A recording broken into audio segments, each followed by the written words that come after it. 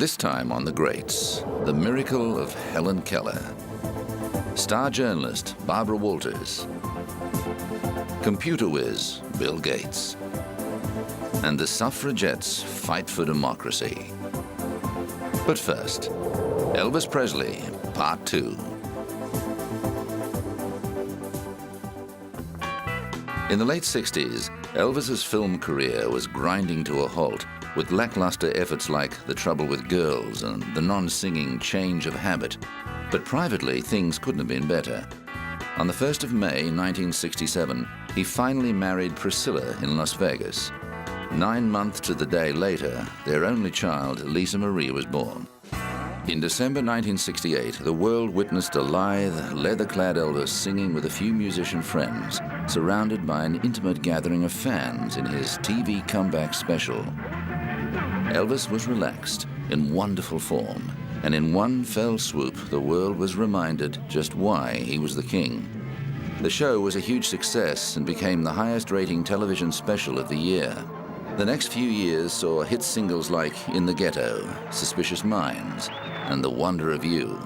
In 1973, there was another television special, Aloha from Hawaii, which was the first show to be broadcast live globally by satellite, reaching at least 1 billion viewers. There were many more live performances, and then suddenly, on the 16th of August, 1977, it was all over. He was found dead on the floor of his bathroom by his fiancée, Ginger Eldon. The news of Elvis's death at the age of just 42 spread around the globe like wildfire. In the last few years of his life, he'd become increasingly dependent on a vast quantity of drugs. The autopsy identified 14 different drugs in his system, 10 in a significant quantity. His funeral was attended by hundreds of thousands of fans, although few of the rumored celebrities turned up. One who did was Anne Margaret. She and Elvis had remained firm friends right up until the end. A statement to the public was read out by the then president, Jimmy Carter. But it is actually since his death that Elvis's legend has really grown. Despite the tackiness of the merchandise or the extraordinary phenomenon of the Elvis impersonator industry, the love and adoration of the fallen star has only grown and consolidated. Over the decades, many stars have died before their time, but there's only a handful whose legends have achieved stratospheric status. So why Elvis? The answer is simple and lies in the inherent contradictions in his appeal. He really did have something for everybody. Young straight men wanted to be him, while their female counterparts wanted to be with him. Older women wanted to mother him as he serenaded them with ballads. His talents span genres. He is the only performer to have been inducted into 4 different music halls of fame: rock and roll, rockabilly, country music, and gospel music. And his appeal crossed geographic and ethnic borders too. I don't see Elvis as an American Idol, I think he is international because many people in my country, they don't speak English, but they love the song. I don't know why they don't understand the lyrics, but they love the songs. I think it's his voice and his feelings, He was a soul singer. I think that's why. In August 2002, the New York Times summed up Elvis's appeal. For those too young to have experienced Elvis Presley in his prime, today's celebration of the 25th anniversary of his death must seem peculiar. All the talentless impersonators and appalling black velvet paintings on display can make him seem little more than a perverse and distant memory. But before Elvis was camp, he was its opposite, a genuine cultural force. Elvis's breakthroughs are underappreciated, because in this rock and roll age, his hard rocking music and sultry style have triumphed so completely. But the last word should come from the man himself. "I want to entertain people," Elvis once said. "That's my whole life, to my last breath." Well, his last breath was over 30 years ago, and he hasn't stopped entertaining us yet, not by a long shot.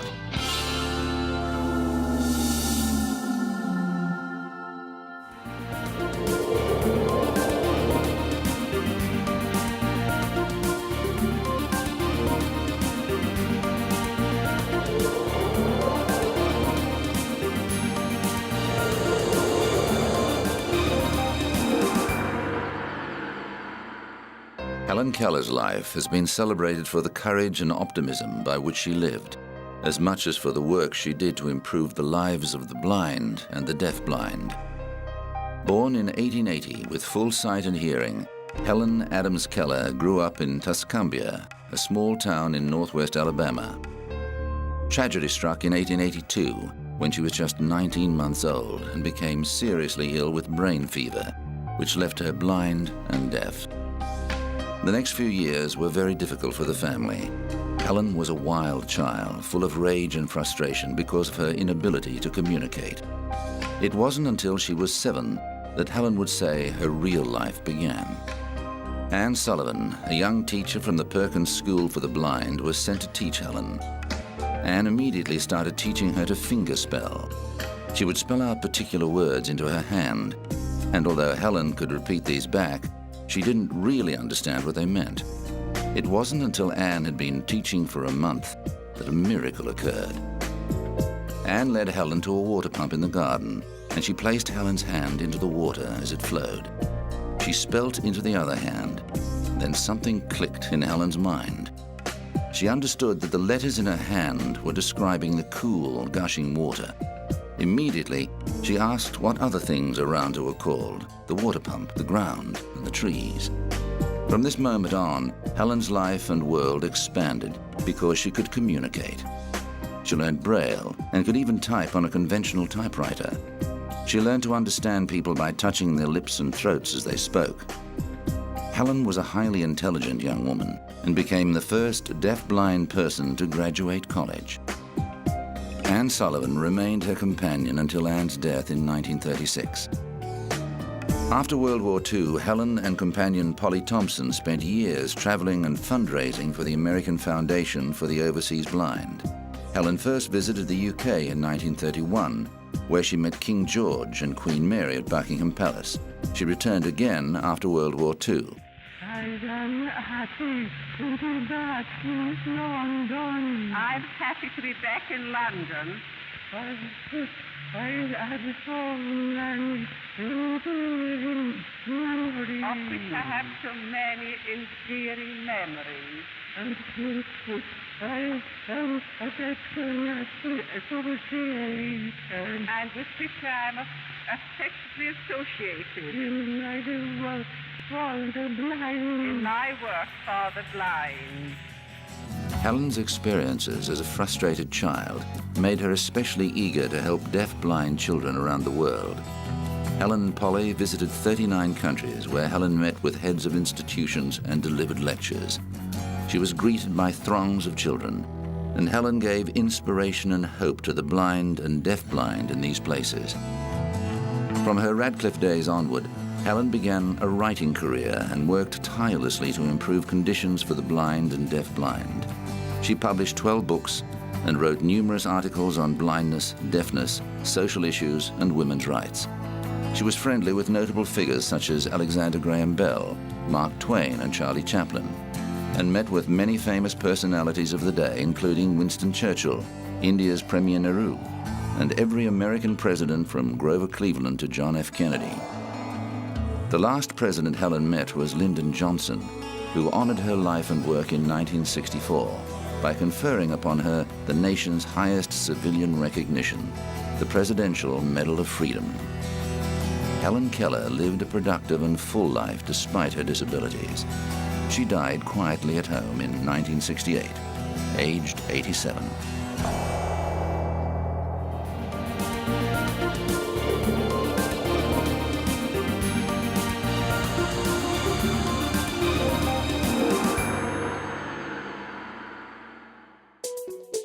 Hands with you. Ladies and gentlemen, we proudly welcome to the Hollywood Walk of Fame, Miss Barbara Walters. For a long time, the conventional wisdom about female presenters on television was that they had to be well and truly off the air by the time they were 35 years old. But then Barbara Walters came along. But to me, this award is an Emmy and an Oscar and a Tony all in one, and I will walk taller and prouder from this day on. Thank all of you. Born in Boston in 1929 and studying at such places as the prestigious Sarah Lawrence School in Westchester County, New York, Barbara began her television career in 1961, writing and researching for NBC's The Today Show. Condescendingly dubbed the new Today Girl by the host Frank McGee, Barbara rose from reporter-at-large to co-host, although McGee refused to work alongside her unless he was allowed to ask the first question. Barbara soon graduated to covering hard news, such as President Nixon's groundbreaking visit to China in 1972 and Cuba's President Castro in 1975. What would you like Americans to know about you and Cuba? And could you possibly say it in English so they could understand? In English. I am not well in English. What could then in Spanish? Good wish for the people of the United States. Good wish. Wish of understanding. Wish of friendship. I understand it is not easy because we belong to two different worlds. But we are neighbors. We are neighbors. And in one way or another, we ought to live in peace. United States and Cuba.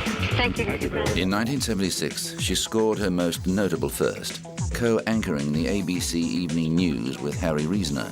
Reasoner was even more visibly hostile than McGee, and the format only lasted for 2 years. But after this PR fiasco, she returned with the Barbara Walters Specials, a high-rating, occasional series of interviews with major political figures and newsmakers. This form of personality journalism has seen her conduct one-on-one interviews with some extraordinary people, including Prince Charles, Margaret Thatcher, and China's Jiang Zemin. She also appeared on the ABC magazine show 2020, where she had an excellent on-air relationship with co-host Hugh Downs. The pair co-hosted for 20 years, gaining high ratings.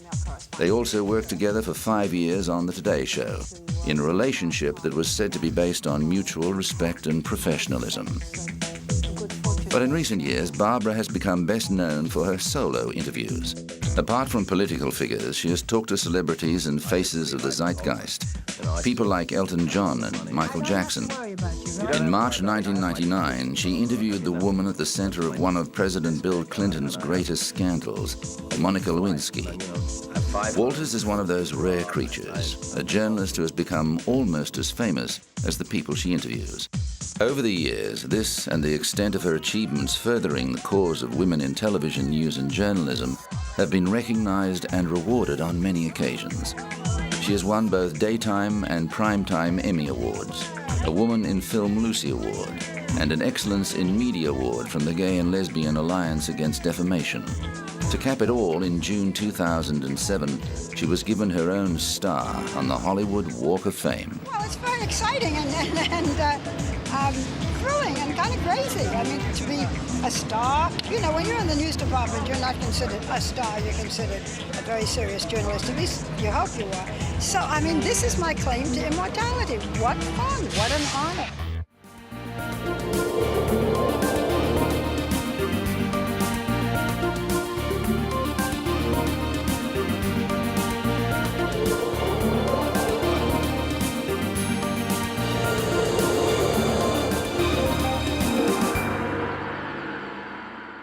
From computer geek to richest man in the world, Microsoft founder Bill Gates lives a life dreamed of by thousands of gawky, short-sighted computer whizzes.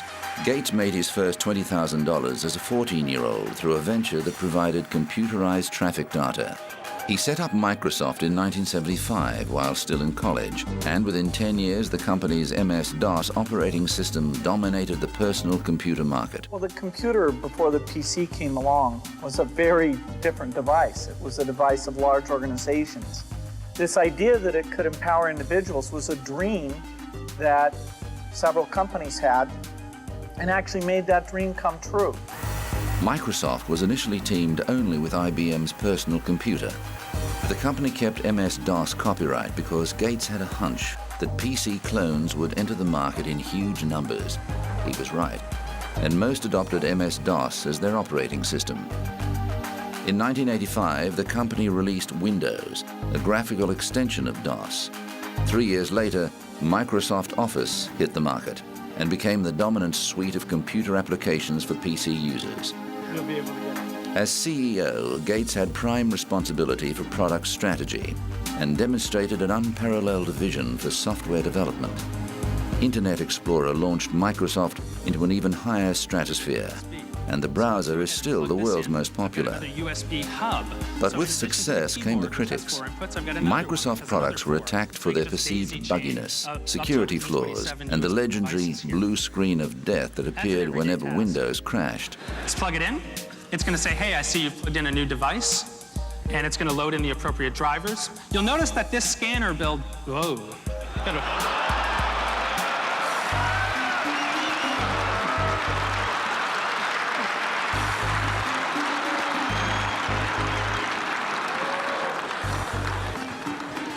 Moving right along. That must be why we're not shipping Windows 98 yet. Absolutely, absolutely. We've still got a little work to do here. The only thing standing in the way of saving millions of additional kids' lives in developing countries is ensuring an adequate supply of new vaccines. So our program has a simple goal: to make vaccines you and I take for granted available to children regardless of where they live. As his personal fortune accumulated, Gates reduced his day-to-day role at Microsoft and became involved in large-scale philanthropy. With wife Melinda, he set up the Bill and Melinda Gates Foundation with the intention of providing funding for areas of need not being adequately addressed by governments. The causes have included childhood immunization, college scholarships, and HIV prevention in Africa. We want to call on everyone here and around the world to help speed up what we hope will be the next big breakthrough in the fight against AIDS: the discovery of a microbicide, or an oral prevention drug that can block the transmission of HIV. Gates has put his money where his mouth is, giving away more than $29 billion of his personal fortune. This could mark a turning point in the epidemic, and we have to make it an urgent priority. If we can discover these new preventative tools and deliver them quickly to the highest risk populations, we could revolutionize the fight against AIDS. An honorary British Knight of the Realm, Gates has been named one of the 100 people who most influenced the 20th century. And thanks to his unprecedented philanthropic efforts, it looks like he'll be one of the 21st century's most influential players as well.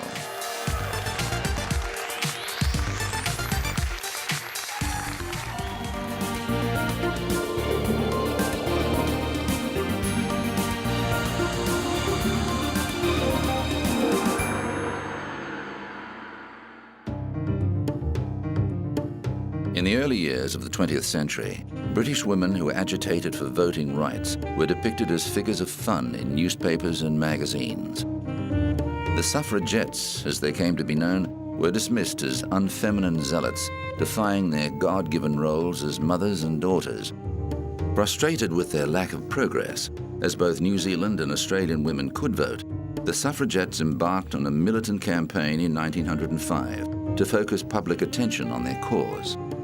It began when Christabel Pankhurst and Annie Kenney were arrested for disorderly behavior and assault.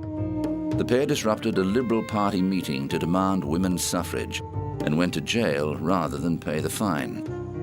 2 years later, Christabel's mother, Emmeline, and sister Sylvia moved to London to join in the campaign. A woman in her 50s who had fought for women's rights all her life, Emmeline inspired many other respectable middle-class wives, and hundreds of women became engaged in widespread civil disobedience. On the 21st of June 1908, hundreds of thousands of protesters flocked to Hyde Park to call on the government to give women the vote. But despite such support, the government refused to pass the legislation that would introduce universal suffrage. The suffragettes resorted to direct action, smashing windows, chaining themselves to railings, and defying police orders. Many were arrested and sentenced to prison terms, where they went on hunger strikes and suffered the pain and degradation of being force-fed. Lady Constance Lytton, the daughter of a wealthy aristocratic family, was one of those arrested, but authorities quickly released her when they discovered her background. In 1910, she disguised herself as a working-class woman and was sentenced to 2 weeks hard labor. In her disguise, Lady Constance was treated brutally and force-fed 8 times when she embarked on a hunger strike. The newspaper article she wrote on her release, exposing the appalling conditions endured by suffragette prisoners, led to improvements, and suffragettes began to be treated as political rather than third-class prisoners. Public opinion was also influenced by the events on November the 18th, 1910, which came to be known as Black Friday. That day, Prime Minister Herbert Asquith shut down a conciliation bill that would have given women the vote. Police viciously manhandled hundreds of suffragettes who attempted to storm Parliament in protest. 2 women died, and many were arrested.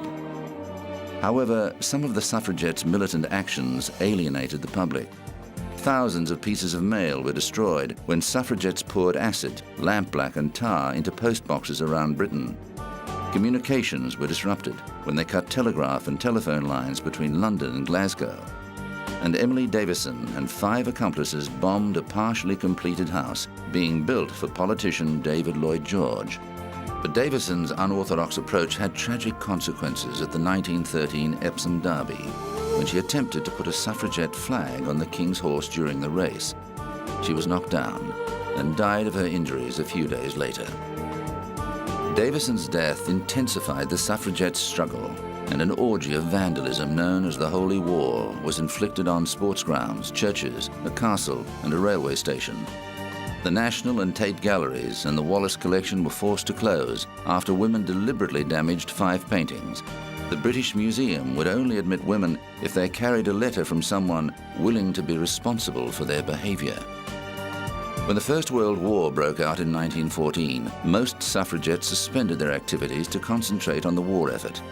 With a shortage of able-bodied men, the suffragettes encouraged women to take jobs as doctors, nurses, and munitions workers. But women were still prohibited from voting in British elections.